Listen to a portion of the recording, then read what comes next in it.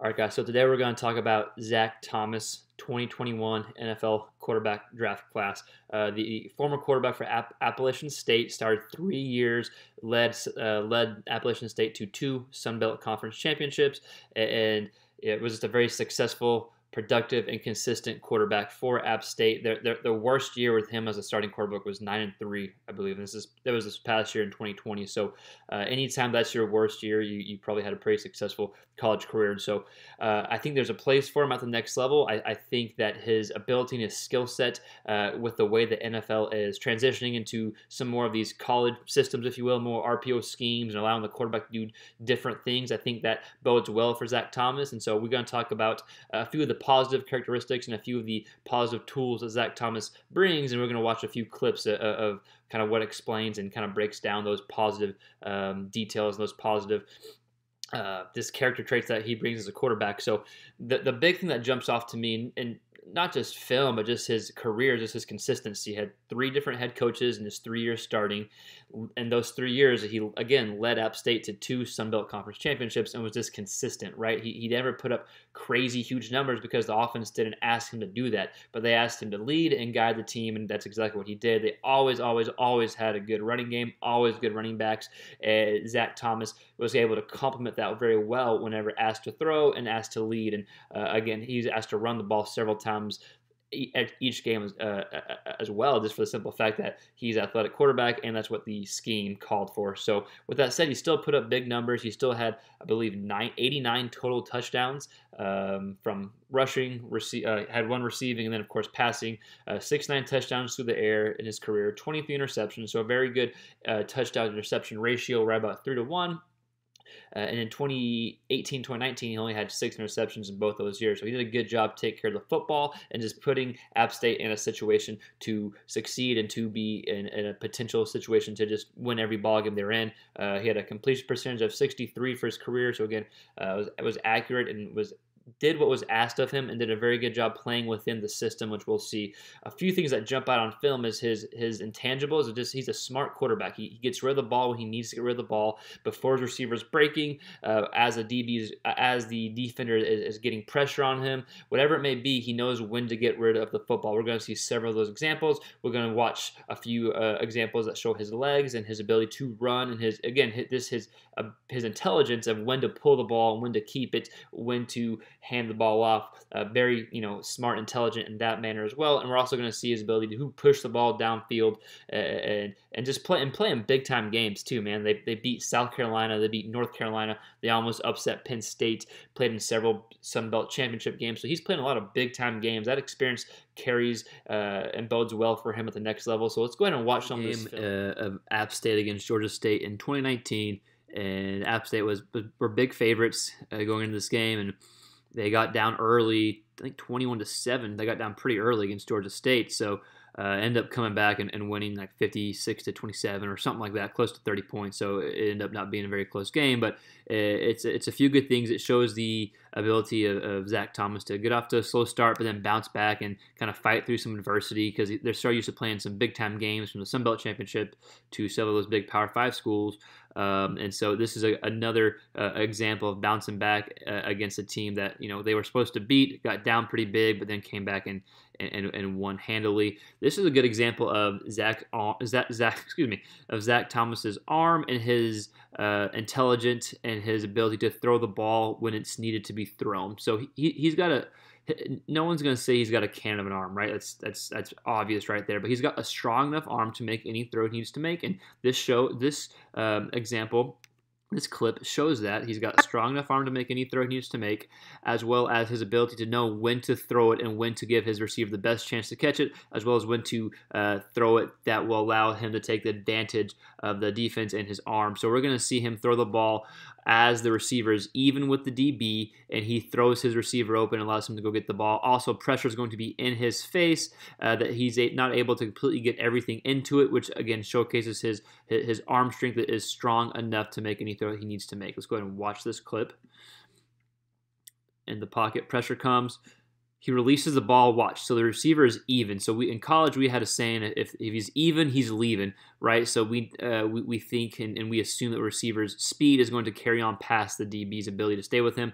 And watch this perfect ball. Yes, good ball right there. Again, shows that he has enough arm strength to make those type of throws, but also shows that he's intelligent enough to play within his ability. Gets the ball out, lets the receiver go get it. Good ball. Good example of a lot of good things right there. So Zac Thomas played in obviously several big-time games. He, as we mentioned earlier, wins against South Carolina, North Carolina, several Sun Belt Conference championship titles. So big games, and this was arguably the biggest game he played in at Penn State's home field. And right off the bat, you just knew he was calm the whole time. And this is just a good example of trusting what your play caller is called and playing within the system. Something Zac Thomas did very good, knew the offense very good, and played within the system. We're going to see this receivers in motion here. And App State did even with several head coaches with Zac Thomas, App State, always did a lot of pre-snap movement, try to get the defense out of alignment or try to get the defense to show their hand here. So we're going to see some pre-movement here. This causes this slot receiver to slightly look in the backfield to see what's going on. This allows, the slot DB to look in the backfield what's going on. This allows the slot receiver to get just a step on him, and we're going to see Zac Thomas's accuracy here and his ability to make a big-time throw in a big-time situation. Again, they're down by 2 scores here, by 14 points in the fourth quarter against Penn State, and this is kind of what led their comeback here in the game that they almost won. So let's go ahead and watch this play develop. Just remember, the ability to make a big-time play in a big-time situation isn't something that's always on paper or in the box score, something you have to see and kind of just get a feel for. So let's go ahead and watch Zac Thomas here. Good throw, accurate, boom. Great design play call as well. Let's go ahead and watch this from the end zone angle behind center. We're going to see the receiver come in motion. Quick pump fake, efficient throw, good job. Here's a clip of Zac Thomas against the Penn State defense from the game in 2018, first game of the year for him, where they almost upset Penn State.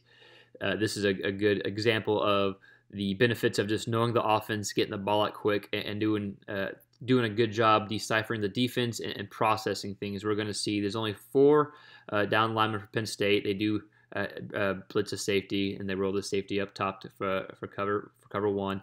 And so theoretically they have 5 linemen that keep their back. So they have 6 guys against 5 of Penn State's guys, but still Penn State being bigger, stronger, faster, they're still able to get pressure.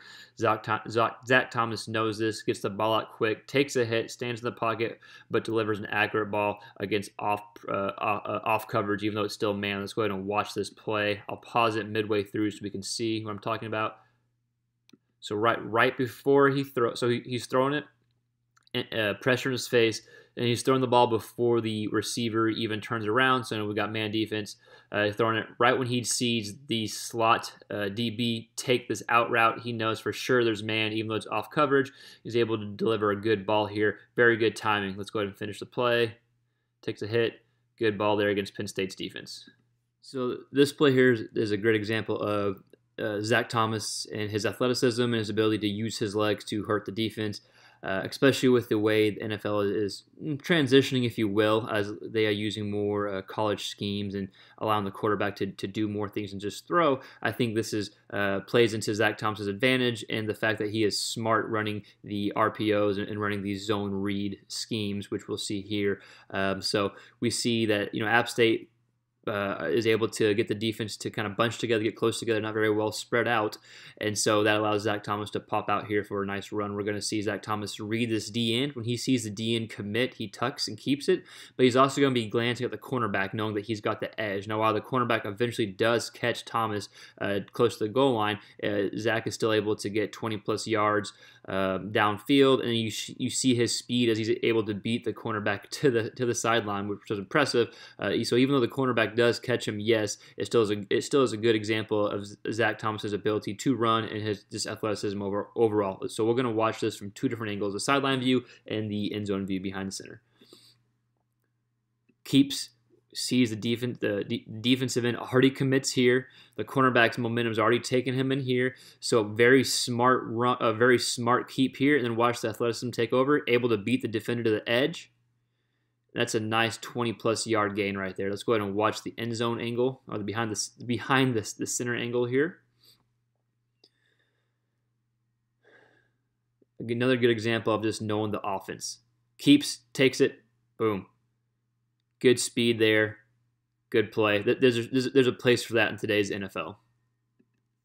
So again, just those 4 clips. I know it wasn't a ton of film that we watched, but I tried to get some different film from different games that kind of show different defenses he's going against in different situations of the game as well. But those 4 clips do a good job of showing a lot of the good characteristics that Zac Thomas has and that he can bring to the NFL level. So I think there'll be a team that, whether it's a late round pick or just brings them in after the draft, there'll be a team that can benefit from having Zac Thomas in their locker room and just on their team. The simple fact of his leadership intangibles and the fact that he's able to learn an offense and apply it. So I think he has to get to the right team, right? It has to be the right fit.